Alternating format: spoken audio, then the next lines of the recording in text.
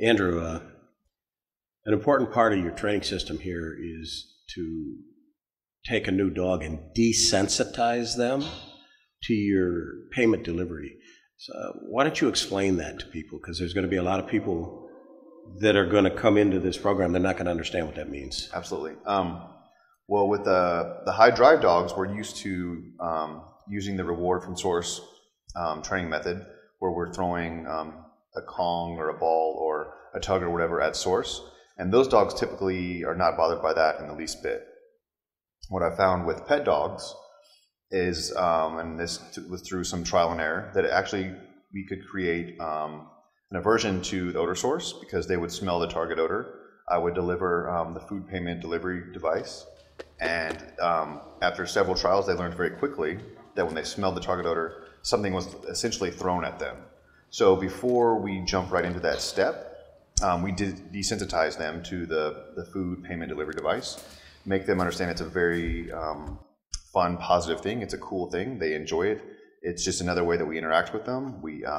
I'll throw it on the ground. They'll run over to it. They get food out of it. It's a whole experience, the whole food mini event with this little container, so that when we incorporate it into the training and we reward at source with the device, they're not actually startled by us throwing it. And that's a very, very important thing with a lot of the pet dogs, that maybe they're not as motivated as some of the higher drive working dogs, and they are a little taken aback when we throw it in there. So we make sure they're entirely comfortable with it, and it's something they actually enjoy, and they enjoy the interaction with it before we incorporate it into the training program.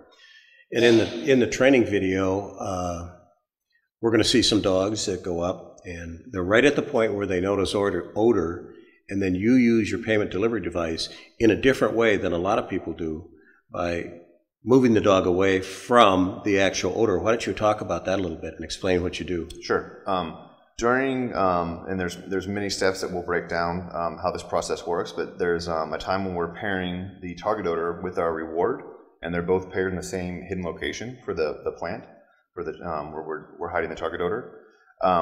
When we pay with the reward, whether it's the food payment delivery device or a rubber toy or a tug type object, with another second identical one inside the drawer with the target odor that we paired together, when we throw the second one at source, we need to kind of divert the dog's attention from the one that they know is in there to the one that we're going to play and interact with the dog with.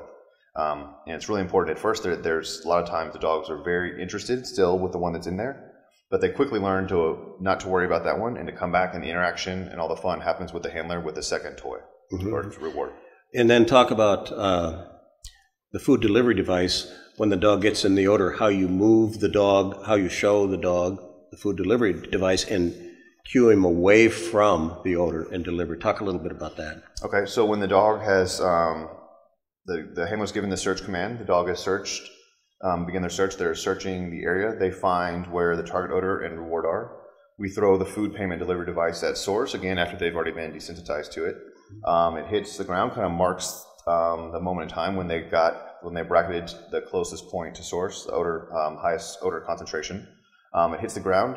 At that point, with a little bit of leash pressure or leash manipulation, we'll kind of pull the dog back and make them more drawn into the food payment delivery device than the food that's actually in the drawer.